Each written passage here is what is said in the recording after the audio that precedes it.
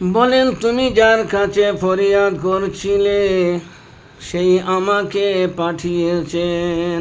বলে, ওমর, তুমি এখনো শুয়ে আছো আর আমার ফরিয়াদি আমার কাছে ফরিয়াদে করে, তুমি তাড়াতাড়ি যাও। সে নাকি অনাহারে আছে, খায়নি, তার কোনো খাবার ব্যবস্থা নাই, সে অসহায় অনাথ, তার কাছে তুমি যাও, তার প্রয়োজন তুমি মিটিয়ে দাও। যে তার কাছে তুমি হাত তুলেছিলে সেই আমাকে পাঠিয়েছে, বলো তোমার কি প্রয়োজন আছে।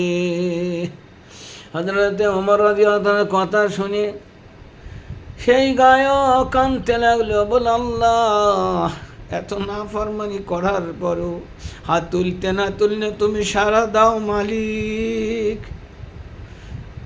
ইয়া আরহামার রাহিমিন, ইয়া আকরামুল আকরিমিন, তোমার মতো করিম কোথায় পাবো, রহিম কোথায় পাবো। এ রব্বুল জালালি ওয়াল ইকরাম। যার কাতার কাঁদতে লাগলো, কাঁদতে কাঁদতে বেহুশ হয়ে গেল, আর সেখানেই তার জান বার হয়ে গেল।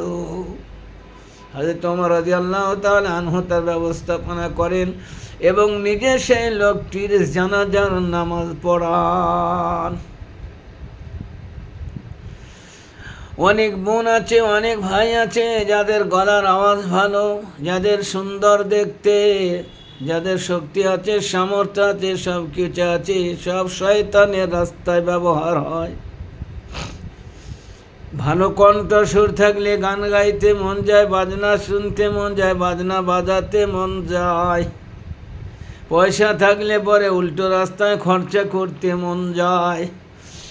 যৌবনের জোয়ার এলে নাজায়েজ রাস্তায় যৌবন ব্যবহার করা হয়।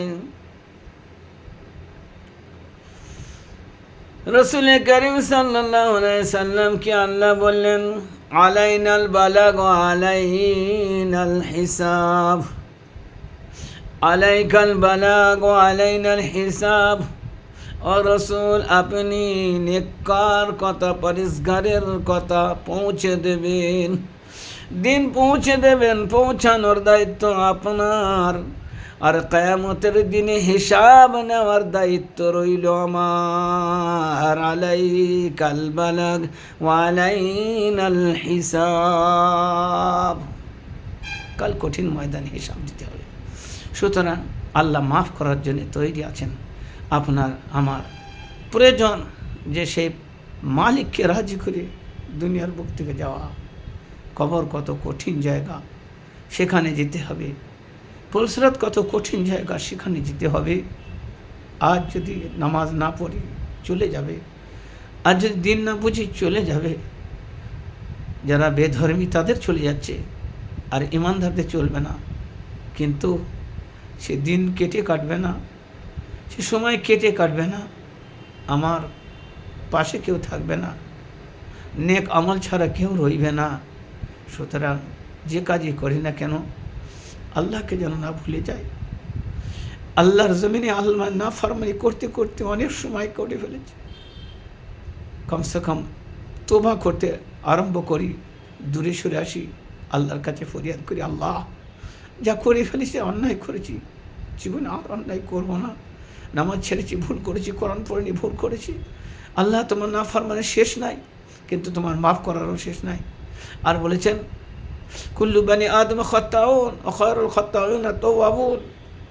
বানি আদমের সব থেকে গুনাহগার, বানি আদমের সব সন্তান গুনাহগার, কিন্তু ভালো সন্তানকে বলে যে তওবা করে, গুনাহ করার পর তওবা করে, তার গুনাহ সব মাফ হয়ে যায় এবং সেই গুনাহগুলো নেকি দিয়ে পরিপূর্ণ করে দেওয়া হয়। আল্লাহ আমাদের সকলকে গুনাহ থেকে তওবা করার এবং সময় থাকতে আগে আগে সারেন্ডার হওয়ার, কবরের জন্য কিছু পাথিও সংগ্রহ করার।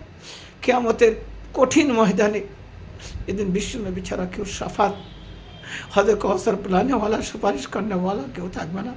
সেই নবীর সাথে, সেই কোরআনের সাথে, সেই দিনের সাথে সম্পর্ক গঠন করতে পারে। আল্লাহ আমাদের সকলকে তৌফিক দান করুন। ওয়া আখিরু দাওয়ানা আলহামদুলিল্লাহি রাব্বিল আলামিন।